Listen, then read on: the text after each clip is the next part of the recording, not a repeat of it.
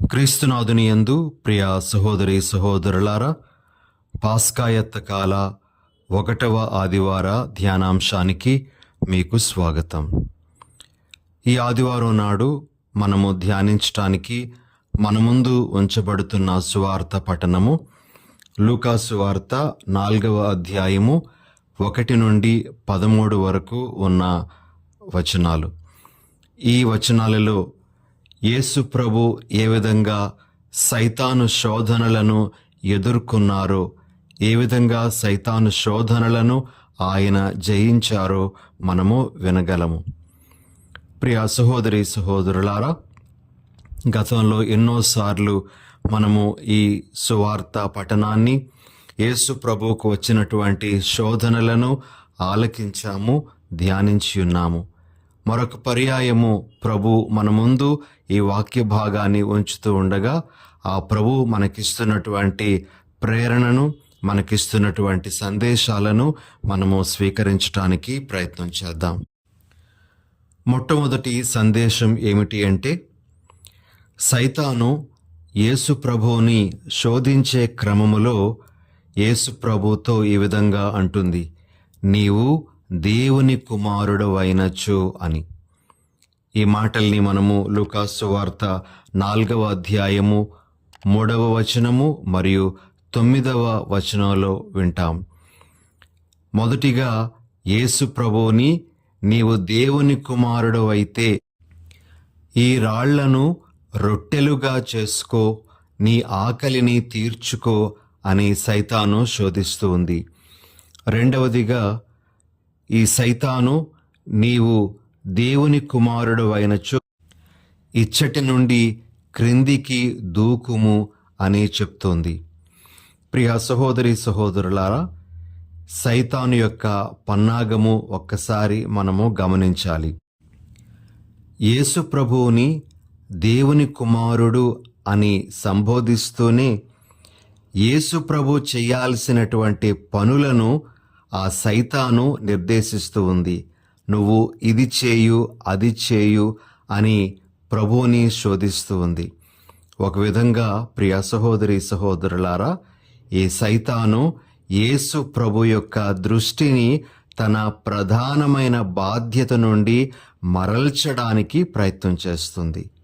మనము గమనించాల్సినటువంటి విషయం ఏమిటి అంటే, సైతాను ఎప్పుడు మనలను శోధించేటువంటి విషయం ఏమిటి అంటే, మన యొక్క బాధ్యతల నుండి మన దృష్టిని మరలించడం, మన విధుల నుండి మన దృష్టిని మరల్చడం అనేటువంటిది సైతాను చేస్తూ ఉంది. ప్రియులగు సహోదరి సహోదరులారా, యేసు ప్రభు ఈ లోకానికి వచ్చింది సైతాను చెప్పిన విధంగా నడుచుకోవడానికి కాదు గాని, తండ్రి తనను ఏ పని మీద పంపించారో ఆ పనిని చేయటానికి. అందుకే యేసు ప్రభు ఈరోజు మనందరికీ ఇస్తున్నటువంటి సందేశం ఏమిటి అంటే, సైతాను మీ దృష్టిని మీ ప్రధానమైన బాధ్యతల నుండి మరల్చడానికి ప్రయత్నం చేస్తుంది. కాబట్టి మీరు జాగరూకతతో ఉండండి అని ప్రభు మనకు తెలియజేస్తూ ఉన్నారు. ప్రియులగు సహోదరి సహోదరులారా, జ్ఞానస్నానం పొందినటువంటి ఘడియ నుండి మనందరము దేవుని బిడ్డలంగా మారుతూ ఉన్నాం. మన బాధ్యత దేవుని బిడ్డగా ఎల్లప్పుడూ జీవించడమే. అయితే ఆ బాధ్యత నుండి సైతాను మన దృష్టిని మరల్స్తూ ఉంది. అనేకమైన ఇతర విషయాల మీద మన దృష్టిని పెట్టడానికి అది శాయశక్తులా ప్రయత్నం చేస్తుంది. ఒక ఉదాహరణ మనం చెప్పుకోవాలి అంటే, మనము క్రైస్తవులంగా ప్రతి ఆదివారము దేవాలయానికి వెళ్ళాలి, ప్రార్థనలో పాల్గొనాలి అనేటువంటి ఆ నియమం మనకుంది. అయితే సైతాను మనకు ఇచ్చేటువంటి శోధన ఎలా ఉంటుంది అంటే, నువ్వు చర్చికి వెళ్ళకపోయినా పర్వాలేదు, నీ పని నిమిత్తము అక్కడికి వెళ్ళు, ఆ పని చేయడం నీ కుటుంబానికి మంచిదే కదా, నీ బిడ్డలకు మంచిదే కదా, నీకేదైనా డబ్బు ఆ పని ద్వారా రావచ్చు కదా అని చెప్పి మన దృష్టిని మరలుస్తూ ఉంది. మనము ఆ శోధనకు లొంగిపోతూ ఉంటాం. ప్రియ సహోదరి సహోదరులారా, మన బాధ్యతల నుండి మన దృష్టిని మరల్చడమే సైతాను యొక్క ముఖ్యమైనటువంటి పనిగా మనం భావించాలి. ఇటువంటి శోధనకు మనం లొంగిపోకుండా ఉండడానికి గట్టిగా ప్రయత్నం చేయాలి అనేది ఈరోజు ప్రభు మనందరికీ ఇస్తున్నటువంటి ముఖ్యమైనటువంటి సందేశం. ఇక రెండవ విషయానికి వెళ్ళినట్లయితే, సైతాను యేసు ప్రభువుని 3 అంశాలలో శోధించినట్లుగా ఈనాటి సువార్త పఠనం ద్వారా మనము గ్రహించగలం.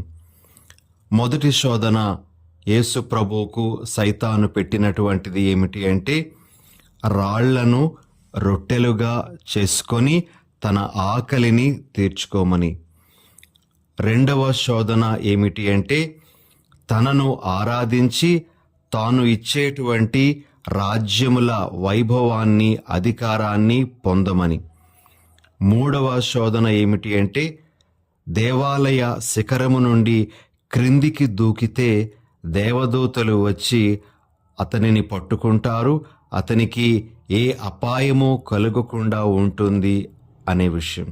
ఇలా సైతాను 3 అంశాలలో యేసు ప్రభువును శోధించింది. ప్రియులకు సహోదరి సహోదరులారా, ఈ 3 అంశాలు మనకు 3 ముఖ్యమైనటువంటి విషయాలను తెలియజేస్తూ ఉన్నాయి. అవేమిటో ఇప్పుడు మనము గ్రహించడానికి ప్రయత్నం చేద్దాం.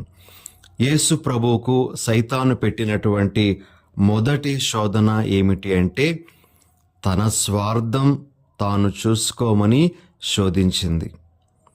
చూడండి, యేసు ప్రభు అప్పుడు ఆకలితో ఉన్నారు. 40 రోజుల పాటు ఆయన ఏమీ తినలేదు అని కూడా మనం బైబిల్లో చదువుతాం. మరి సైతాను చెప్తున్నటువంటి మాట ఏమిటి అంటే, ఈ రాళ్లను రొట్టెలుగా చేసుకొని నీ ఆకలి తీర్చుకో, నీకున్నటువంటి శక్తిని నీకోసం ఉపయోగించుకో అని సైతాను శోధించింది. నీ స్వార్థాన్ని నువ్వు చూసుకో అనేటువంటిది సైతాను పెట్టినటువంటి శోధన. యేసు ప్రభు ఈ శోధన నుండి బయటపడినట్లుగా మనం చూస్తాం. ప్రియులకు సహోదరి సహోదరులారా, ఈ సందర్భంలో మనము కూడా స్వార్థంతో వ్యవహరించటానికి మనకు అనేకమైనటువంటి శోధనలు ఎదురవుతాయి అనే విషయాన్ని గమనించాలి.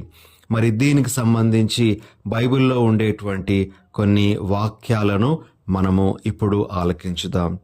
మొదటిగా పౌలు గారు ఫిలిప్పీలకు రాసినటువంటి లేఖ 2వ అధ్యాయము 3-4 వచనాలలో ఈ విధంగా వ్రాయబడింది. స్వార్థముతో గాని అహంభావముతో గాని ఎట్టి పనియు చేయకుడు, వినయాత్ములై ఇతరులను మీకంటే అధికులుగా భావింపుడు. ప్రతి ఒక్కరూ కేవలము స్వార్థమునే చూచుకొనక పరస్పరము ఉపకారులై ఉండవలేను. ఈ విధంగా స్వార్థానికి లొంగిపోకూడదని ఈ వాక్యం మనకు తెలియజేస్తుంది. అదేవిధంగా యాకోబు గారు రాసినటువంటి లేఖ 3వ అధ్యాయము 16వ వచనంలో మనము ఈ విధంగా చదువుతాం. ఏలయన అసూయ స్వార్థపరత్వములు ఎచట ఉండునో అచట అలజడియు సర్వ విధములగు నీచ కార్యములు ఉండును అని.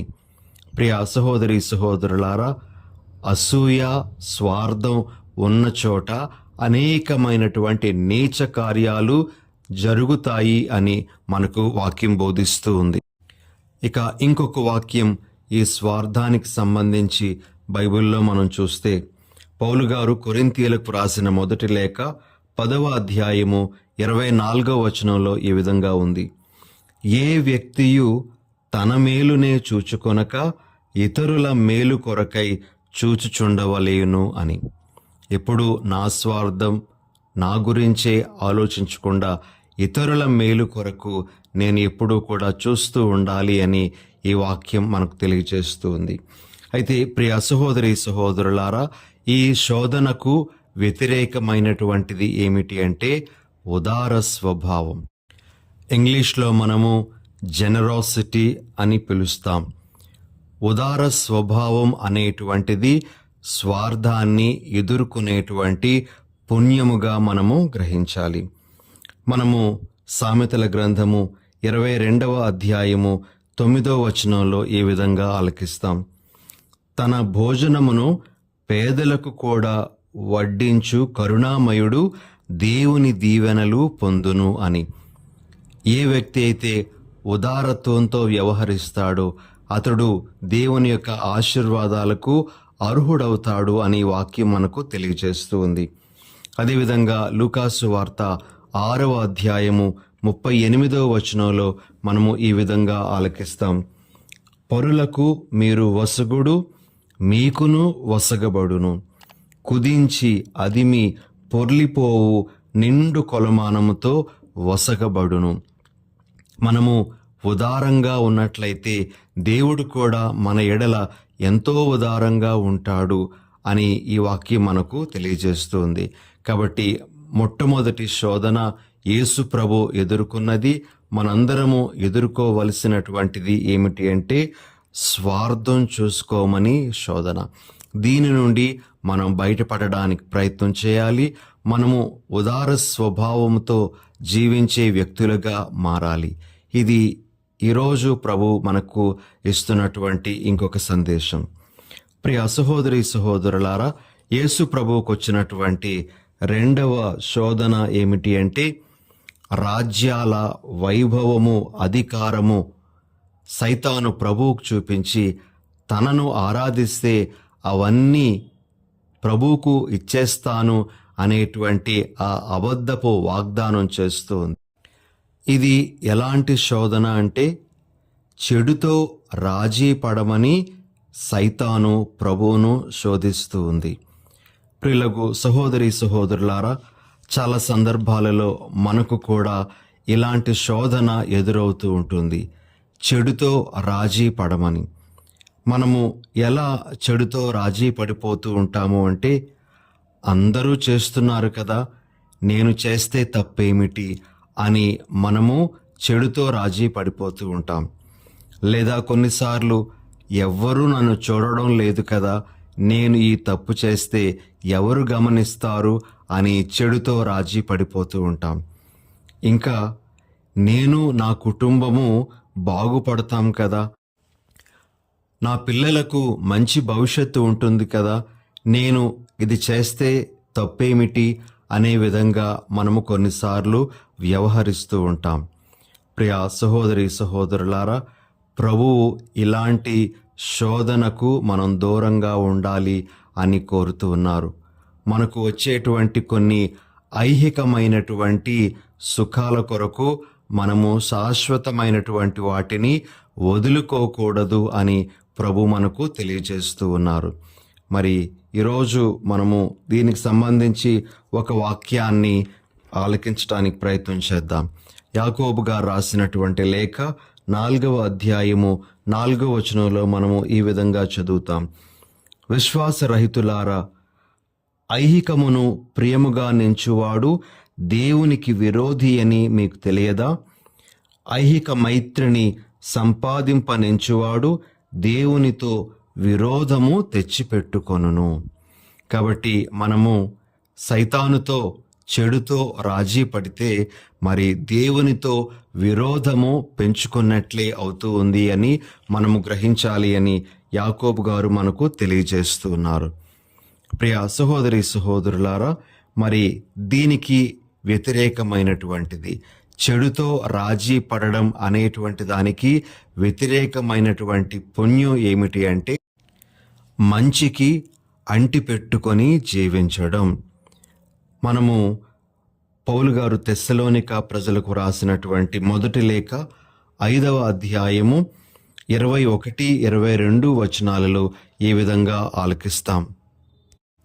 సమస్తమును పరీక్షింపుడు, మంచిని మాత్రమే అంటిపెట్టుకొనుడు, అన్ని విధములైన చెడుగునకు దూరముగా ఉండుడు.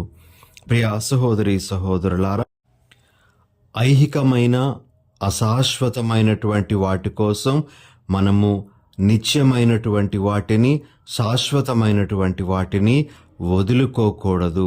ఈ శోధనకు మనము దూరంగా ఉండాలి అని ప్రభు ఈరోజు మనకు బోధిస్తూ ఉన్నారు. మరి ఇక 3వ శోధన యేసు ప్రభు పొందినటువంటిది ఏమిటి అంటే, ఆయనను దేవాలయ శిఖరము నుండి సైతాను క్రిందికి దూకమని చెప్పి, ప్రభు దూకే క్రమములో అతనికి ఏ హాని కలుగకుండా దేవదూతలు అతనిని తమ చేతులలో ఎత్తి పట్టుకుంటారు అనే విధంగా కూడా సైతాను శోధించడం జరుగుతుంది. నువ్వు దేవుని కుమారుడవు కదా, నీకు ఏ హాని ఏ బాధ కలుగకుండా దేవదూతలు నీ విషయమై చూసుకుంటారు అనే విధంగా సైతాను ప్రభువును శోధించింది. ఈ శోధన ఎలాంటి శోధన అంటే, ప్రత్యేక సౌకర్యాలు నా హక్కు అనేటువంటి భావముతో జీవించడం. యేసు ప్రభు దేవుని కుమారుడు కాబట్టి ఆయనకు ఏ అపాయము కలుగదు అనే విధంగా సైతాను శోధించింది. ప్రిలగు సహోదరి సహోదరులారా, మరి కొన్నిసార్లు కొంతమంది క్రైస్తవులు ఈ విధంగా అంటూ ఉంటారు, మేము దేవుని నమ్ముకున్నాము, అయితే మాకు అన్ని కష్టాలే, శ్రమలే, బాధలే అని అంటూ ఉంటారు. మనము క్రైస్తవులైనంత మాత్రాన మనకు బాధలు ఉండకూడదు, కష్టాలు ఉండకూడదు, శ్రమలు ఉండకూడదు అని ఏమీ లేదు. వాస్తవానికి చెప్పాలి అంటే, క్రైస్తవుడుగా జీవించాలి అంటేనే శ్రమలకు, కష్టాలకు మనం సిద్ధపడిపోవాలి. యేసు ప్రభు అంతటి వారే అనేకమైనటువంటి శ్రమలు పొందారు. కాబట్టి మనము క్రైస్తవులంగా జీవిస్తే వీటికి సిద్ధంగా ఉండాలి అనేటువంటిదే ప్రభు యొక్క ఉద్దేశం. కాబట్టి మనము కొన్నిసార్లు నా అంతస్తు ఇది కాబట్టి దానికి తగ్గట్లుగా నాకు సౌకర్యాలు ఉండాలి అనే విధంగా మనము ప్రవర్తిస్తూ ఉంటాం. మనము ఉదాహరణకి మత్తయి సువార్త 23వ అధ్యాయము 6వ వచనంలో ఈ విధంగా పరిసయ్యుల గురించి ఆలకిస్తాం. విందులయందు అగ్రస్థానములను, ప్రార్థనా మందిరములందు ప్రధానాసనములను కాంక్షింతురు. వీళ్ళు పరిసయ్యులు, మేము ధర్మశాస్త్రాన్ని తోచా తప్పక పాటించేవాళ్ళం, మేము ఇతరుల వంటి వారము కాము అని వారికి ప్రత్యేక సౌకర్యాల కోసం వారు ఎప్పుడు కూడా వెంపర్లాడుతూ ఉంటారు. ఇది ఒక శోధన సైతాను మన మనసులో పెట్టేటువంటిది. దీన్నే మనము అహంభావంతో జీవించడం అని కూడా చెప్పచ్చు ప్రియ సహోదరి సహోదరులారా. అయితే దీనికి వ్యతిరేకమైనటువంటి పుణ్యం ఏమిటి అంటే, దీనత్వంతో జీవించడం. మనము యేసు ప్రభు యొక్క స్వభావం గురించి పౌలు గారి మాటల్లో ఈ విధంగా వింటాం. ఫిలిప్పీలకు రాసినటువంటి లేఖ 2వ అధ్యాయము 6వ వచనము మరియు 7వ వచనంలో ఈ విధంగా పౌలు గారి యొక్క మాటల్ని మనం వింటాం. ఆయన ఎల్లప్పుడూ దైవ స్వభావము కలిగి ఉన్నను దేవునితో తన సమానత్వమును గణింపలేదు, ఇది గ్రహింపవలసిన విషయం. కానీ ఆయన తన్ను తాను రిక్తుని చేసుకొని సేవక రూపమును దాల్చి మానవ మాతృడుగా జన్మించెను. చూడండి, యేసు ప్రభు దైవ కుమారుడే అయినప్పటికీ కూడా స్వార్థ బుద్ధితో ఆ దైవత్వానికి అతడు అంటిపెట్టుకొని ఉండలేదట. ఆయన తన్ను తాను రిక్తుని చేసుకొని సేవక రూపం దాల్చాడు. ఆ తర్వాత వాక్యాల్లో మనం వింటాము, ఆయన సిలువ మరణము వరకు విధేయుడాయను అని. ప్రియ సహోదరి సహోదరులారా, మరి ఈ శోధనకు వ్యతిరేకమైనటువంటిది, ప్రత్యేక సౌకర్యాలు నేను పొందాలి అనేటువంటి ఆ శోధనకు వ్యతిరేకమైనటువంటిది దీనత్వంతో జీవించడం. ఈరోజు ప్రభు మనకు ఈ పుణ్యం గురించి కూడా మాట్లాడుతూ బోధిస్తూ ఉన్నారు. మరి మనకు వచ్చేటువంటి శోధనలను, ఈ పుణ్యాలను అభివృద్ధి చేసుకుంటూ మనలో నిలుపుకుంటూ జయించటానికి ప్రయత్నం చేయాలి అని ప్రభు ఈరోజు మనందరికీ తెలియజేస్తూ ఉన్నారు. మనము గ్రహించాల్సిన విషయం ఏమిటి అంటే, యేసు ప్రభు తనకు వచ్చినటువంటి శోధనలను తనలో ఉండేటువంటి ఆ ఆత్మశక్తి ద్వారాను, తనలో పనిచేసినటువంటి దైవ వాక్యం ద్వారాను జయించగలిగారు. మనం కూడా శోధనలను ఆత్మ నడిపింపు వలన, అదేవిధంగా దేవుని యొక్క వాక్కు వలన జయింపగలము అనే విషయాన్ని గ్రహిస్తూ, శోధనలకు మనము గురి అవుతున్నప్పటికీ ఆ శోధనలకు లొంగిపోకుండా ఉండడానికి గట్టి ప్రయత్నం చేయాలి. దేవుని యొక్క కృప కొరకు మనం ఎప్పుడూ కూడా ఎదురు చూస్తూ ఉండాలి.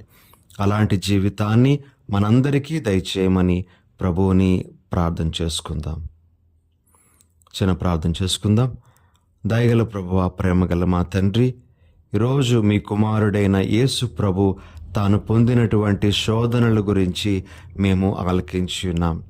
ప్రభువా, మేము కూడా అనేకమైన శోధనలకు గురి అవుతూ ఉండగా ఆ శోధనలకు లొంగిపోకుండా ఉండే వరాన్ని మాకు అనుగ్రహించమని, మేము నిస్వార్థంగా జీవించే వరాన్ని, అదే విధముగా చెడుతో ఏనాడు కూడా రాజీ పడకుండా ఉండేటువంటి వరాన్ని, ప్రత్యేక సౌకర్యాల కొరకు ఏనాటికి కూడాను మేము ప్రాకులాడకుండా వెంపర్లాడకుండా ఉండే వరాన్ని అనుగ్రహించమని మా ప్రభువైన యేసు నామమున అడిగి వేడుచున్నాం తండ్రి.